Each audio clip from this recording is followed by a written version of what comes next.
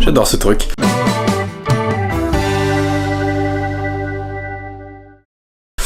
Salut tout le monde, c'est Jérém, bienvenue dans un nouvel épisode de la semaine. Cette semaine, alors, je suis encore en retard, désolé, mais j'ai pas chômé. Alors, vous vous souvenez, il y a quelques semaines de ça, j'avais fait cette partie-là qui est mon décor pour pouvoir tourner toutes les vidéos. Donc ça, je l'ai terminé il y a quelques semaines, et ben cette semaine, j'ai décidé de m'occuper de l'autre partie du bureau, qui est la partie où je travaille. Alors au départ, il y avait que le bureau qui était là, avec l'ordinateur dessus et tout, mais c'était quand même un petit peu bordélique, pas très bien rangé, et du coup, ce que j'ai fait, c'est qu'avec le reste des étagères, j'ai étendu le bureau pour que ça prenne toute la largeur. J'ai même posé une petite étagère que j'ai récupérée dans le bureau de Charlotte, où je vais pouvoir ranger les choses, et du coup, voilà, là, je peux vraiment travailler, j'ai vraiment un espace bien organisé, avec tous les accessoires photos qui sont ici, les prises, des petits détails, mais voilà, les prises de courant, ici du 220 volts, ici du 110 volts, donc tout ça pour pouvoir bien travailler de manière optimale. Là je commence à me créer un petit coin de jeux vidéo où il y a la PlayStation, il va y avoir la NES et la Super NES, et puis bah vous voyez il y a un petit espace ici.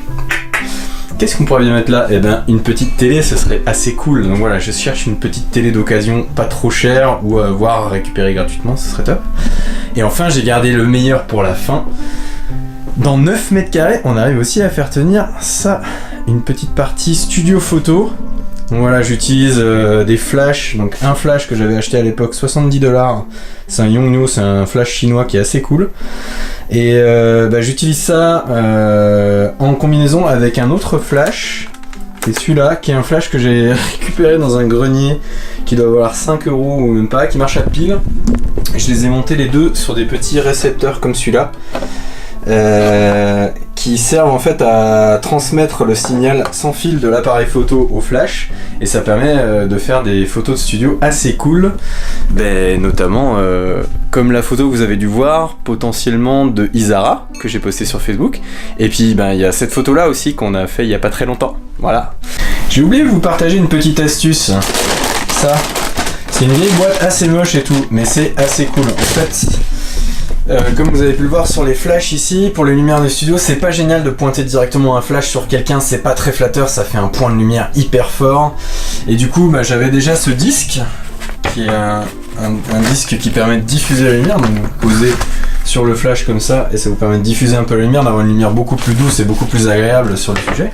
Et du coup, comme j'ai deux lumières, il me fallait une deuxième lumière, une deuxième softbox. Du coup, comme j'ai pas trop de moyens en ce moment, je l'ai fabriqué moi-même. Alors c'est tout simplement une boîte à chaussures, à l'intérieur de laquelle j'ai tapissé de papier aluminium pour que ça reflète la lumière. J'ai percé un trou pour pouvoir passer ici le flash.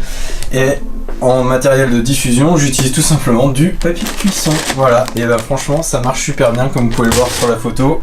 Franchement, c'est tip top et ça vaut rien du tout. Donc voilà, c'était la petite astuce du jour. Si jamais ça vous intéresse, vous pouvez créer vous-même vos propres softbox pour même pas 1€. Donc en tout cas voilà, c'était assez cool de faire tenir tout ça dans 9 mètres carrés. Et puis surtout, dernier projet assez important, j'ai de l'éclairage maintenant. Donc voilà, comme ça, je peux tourner mes vidéos